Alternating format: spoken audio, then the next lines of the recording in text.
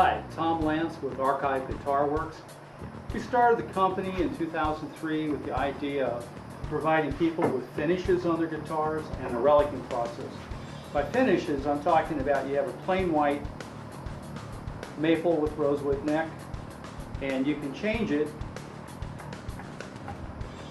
with very little effort. So basically, I usually take polyurethane, this is a cheap lacquer finish on this body, and do the checking, and do what they call the relicing process. And that means aging, for example, aging the tuners. So there you have a brand new set of tuners. Now they look 50, 55 years old. Everything has a patina to it. This guitar has a numbered neck plate, like I said. And this one is basically like you'd put it under the bed for 50 years, pull it out, and play it. It's got some mild checking, really not missing any paint other than a few flecks. And that just gives it the authentic look. You can over-relic anything, and if that's what the customer wants, that's fine. Basically try to give you an authentic experience at a very reasonable price. So what we're doing is relicing this Telecaster body. This came off a brand new Squire Bullet Telecaster sold at Musician's Friend or Guitar Center. A couple things that are noteworthy. It is a string through as compared to the Affinity Squire Telecaster. It does have the squared off edge here, which is nice. I had an antique dealer, vintage guitar guy in Austin, Texas, tell me it cannot relic bodies made from polyurethane. That's absolutely not the case. Now the difference between nitrocellulose and poly, nitrocellulose, you use your liquid coolant from your dustbuster or your refrigerant for AC, and you can relic the body or check it, if you will, in 10 or 15 minutes. Relatively fast process. Polyurethane and the other kinds of lacquers used in less expensive guitars take quite a bit of work. So we start the process by placing the dry ice on the body of the guitar. And you're going to be rubbing that back and forth, or you can let it sit there under a towel to prevent it from evaporating. Remember, dry ice isn't really liquid, so it evaporates. Under the towel, it can actually bake. In other words, in 1 to 3 hours, left alone, all this will check. When you move it around, you can buy as much dry ice as you want. But when you put it under the towel and leave it alone, it will check. You do the same thing on the back side. So circular motion is the best thing.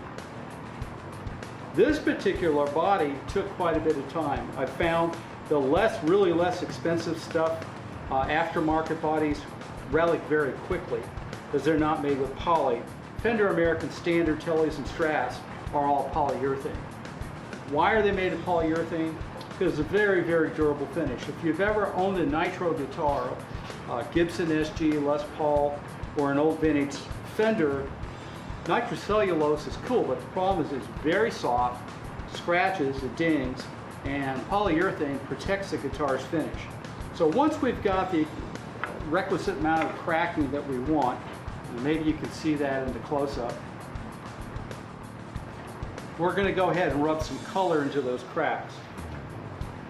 And the reason you do this is it makes those cracks pop, if you will. You got two products you can use. You can use Kiwi's shoe polish. You can use black craft paint. I think today we're going to go ahead and use craft paint. If you're doing a black body, Strat or Telly, you'd use white craft paint. Same principle. So just to give you an idea what that'll look like when we're done,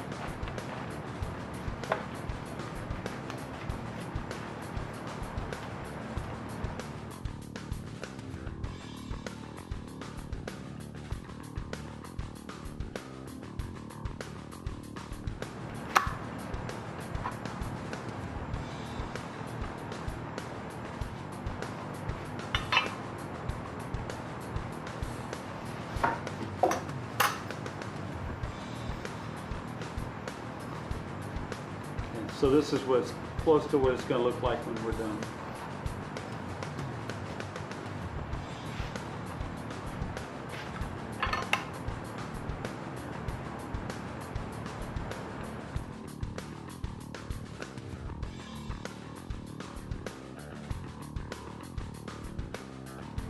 Okay, so what we have here is the Squire Bullet Telecaster neck in its original state. This is a satin finish, but as you can see, they've not put any amber tint on it. This is a Squire Classic vibe that probably has more tint than I would even use, but it gives you the idea that you can go from this all the way to that. So the first thing we're going to do to get the Relic process started on the neck, we're going to go ahead and tint the nut, and that's right here. Again, using my reducer, and this is a product from Crystal Lac. You can order it on eBay. So I don't want this thing real dark and amber. I just want to take that bone white off of it, and right now it's about where it needs to be, so we're done there. That's going to have to air dry. Next phase is to go ahead and start shooting. And this is a product made by Guitar Ranch out of Houston, Texas. They do every Fender vintage color and every Gibson vintage color. They do Gibson Gold Top Les Pauls color, for example. So here we go. We're going to go ahead and start. And I'm going to go over it lightly first.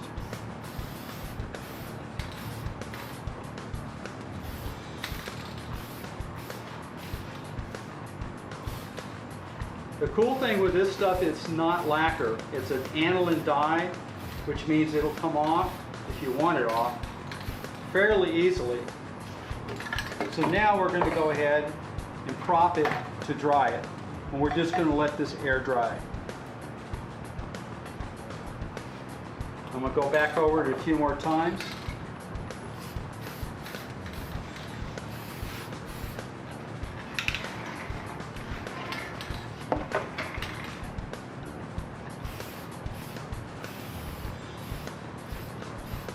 Okay, when that dries, I'm going to flip it back over and then do the front of the headstock.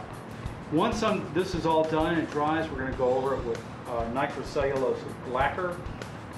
Minwax makes one. It's a little easier and cheaper to get than ordering online for it. I get this at Home Depot.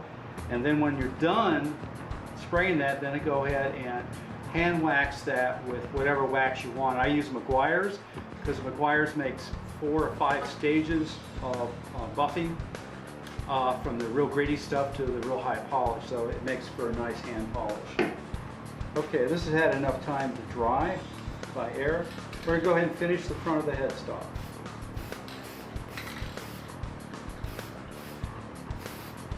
Hit the sides just a little bit.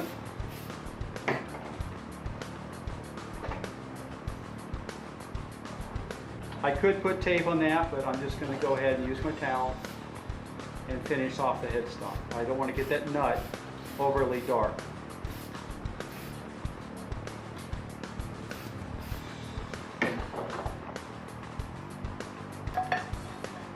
Okay, we're at a good place with this. Next, we're going to move on to relicing the Stratocaster body, which will involve more than just the checking. It'll actually mean relic rubs, things to make it look authentic. We're going to make this one what I would call a pretty deep relic. You can do light ones. That Telecaster body was light. This is going to be more of a deep one. So next we're working on a Stratocaster body relic. This is in the process now of what I call baking. Essentially, you take your dry ice, you place it where you want it on the body, place a towel so again it doesn't evaporate. And what that does in 2, 3, 4, 5 hours, it'll actually crack the body without you doing anything to it. And that comes in handy when you're working on a couple projects at once. So we take the towel off, we have the dry ice. And we're going to just look at it and see if the dry ice has done anything to it to help us. I would say that that's a negative. It hasn't done a whole lot. But we'll go back to the front. We've got enough cracks there we can start with. I'm going to just see if I can get any more checking out of it by doing this.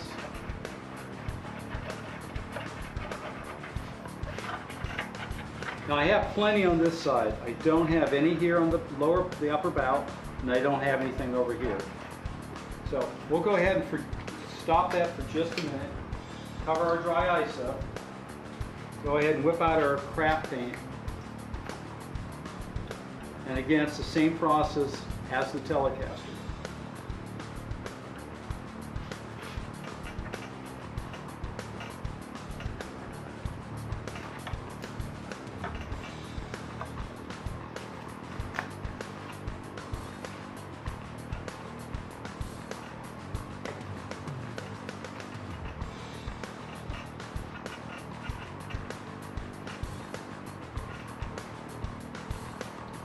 We'll go ahead and get our reducer back out, and we'll use that to clean the paint off.